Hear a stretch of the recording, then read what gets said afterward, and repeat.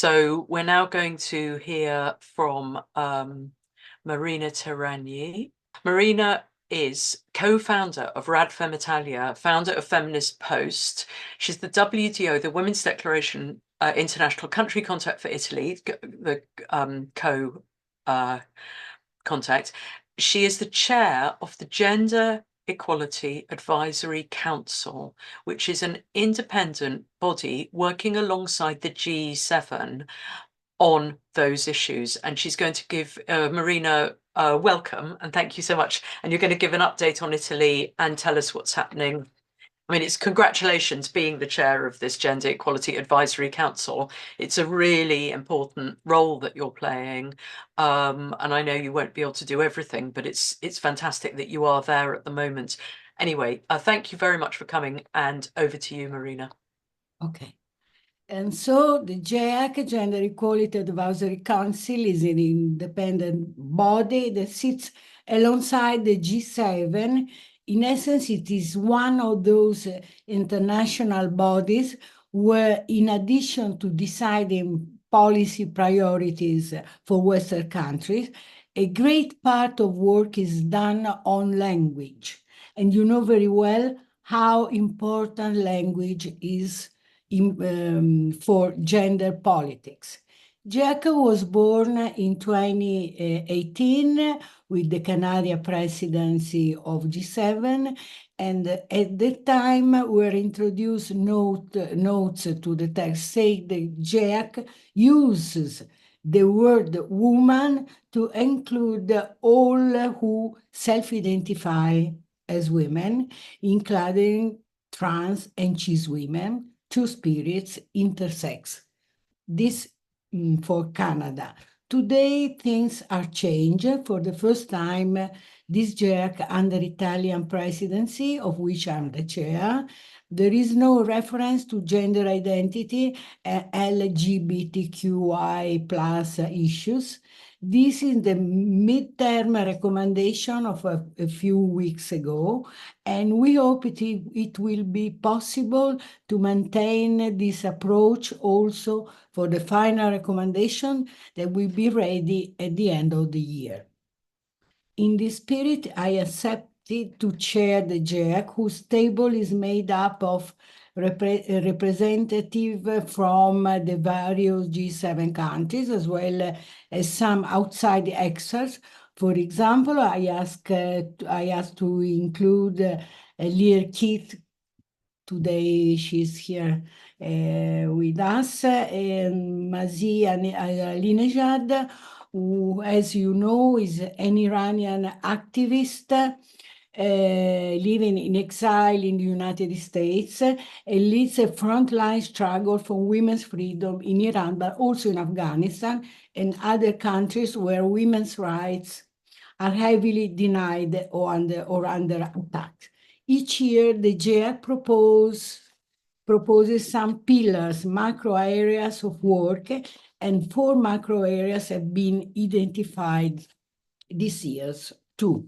The first is the issue of war, and in particular, the very low presence of women at the tables of conflict prevention, mediation, international diplomacy, and even post-war reconstruction.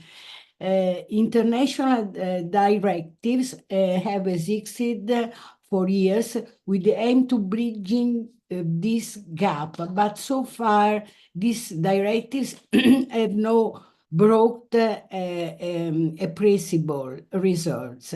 It is therefore a question to understand what is not working and how this equal approach to the issue of conflicts and war can be made effective.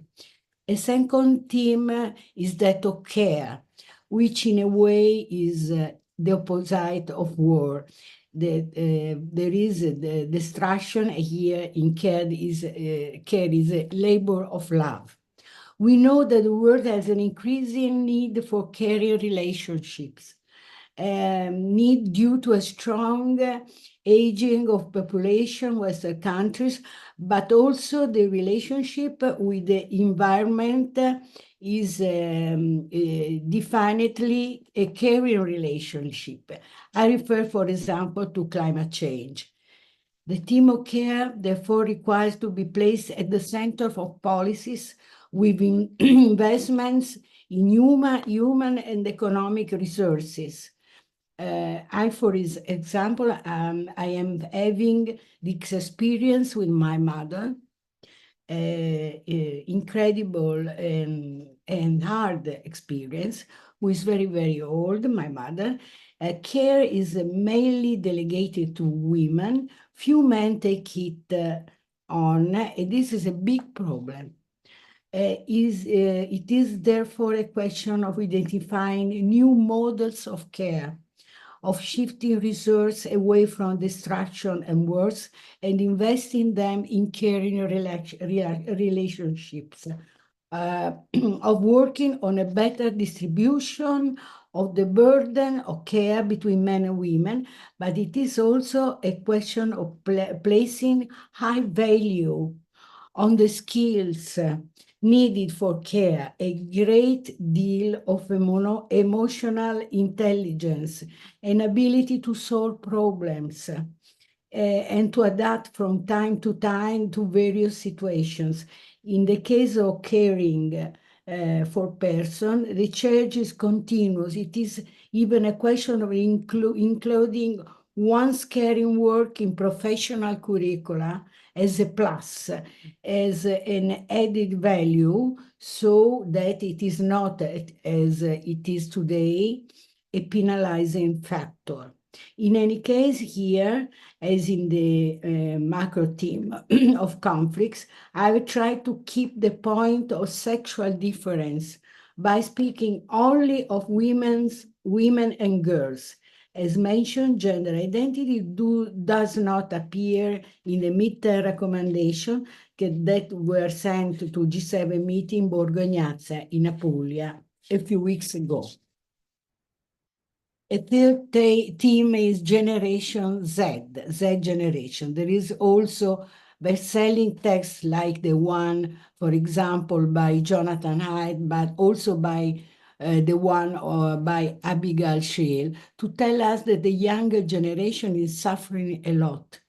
And there are many girls and young women who are suffering, with a great increase in cases of mental disorders and even suicide rates, but also with a corresponding increase in cases of gender dysphoria. Above all, Haidt focuses on the invasiveness of social networks and on the violent reproposition of sexist stereotypes, as well as early sexualization with the risk of grooming for prostitution and exposure to online pornography from an early age. We hope in the final recommendation to be able to propose to G7 governments solutions that I would say are quite drastic, such an obligation for big tech companies to introduce devices to prevent access under certain age limits. Another issue related to the new generation is the so-called youthquake in African continent. Soon, the majority of the world's young people will come from Africa, which means investing a large amount of resources in education and training of these young women and men who will make up the world's new recruits in the face of dramatic drop in the birth rate in Western countries. This process absolutely must be governed. And it seemed interesting to us that Italy has launched the so-called Mattei Plan, a plan of bilateral relations with African countries aimed to training these young women and men. Last theme, education. Needless to say, education and training for girls and young women is the most important vehicle for freedom from violence, freedom to build one's own existence, to build one's autonomy, one's economic independence, and to be able to make the choice one wants to make in her life. We know that there are countries in the world where girls do not have access to primary education, starting with Afghanistan, but not only there. We want to draw attention to what Alinejad calls gender apartheid. I suggested to her to talk more explicitly about sex apartheid, and I hope she takes my suggestion. There are many things to recommend and also symbolic action to take. For example, in Afghanistan, there are clandestine schools, both in presence and online, where brave teachers teach girls and young women. It would be important for Western countries to recognize the diplomas and graduation obtained in these schools as a super education, to recognize their added value and to reward the courage of these women who risk their lives to be able to teach, and of these girls and their mothers who take such great risks for the sake of knowledge and freedom.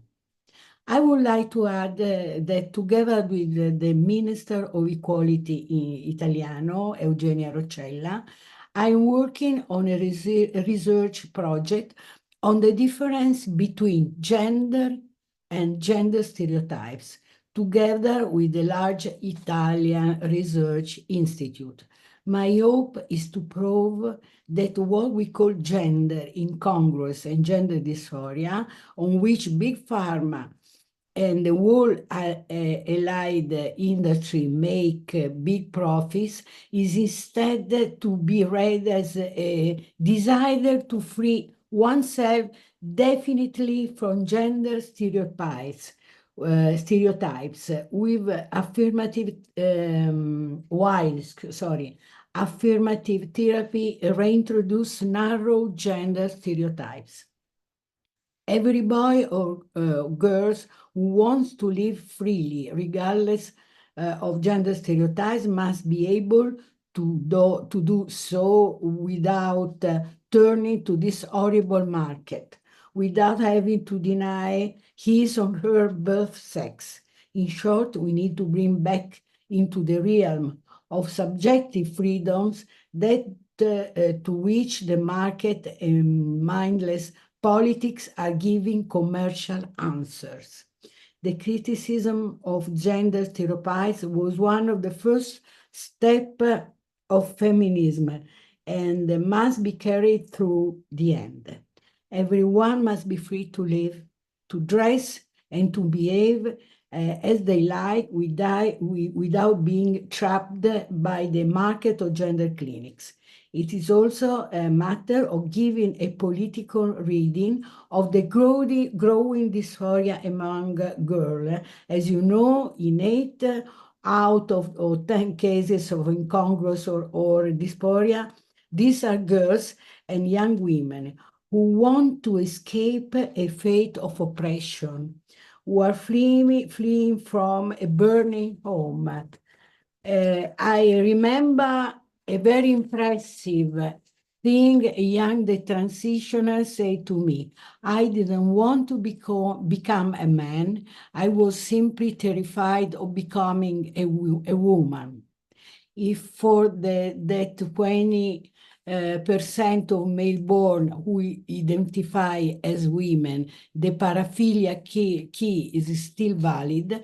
In the case of girls, the paraphilia key does not work. Today, the status of the trans issue has radically changed since Yogyakarta. It is necessary to insist on exquisitely political reading and exquisitely political solution to the issue of dysphoria in girls.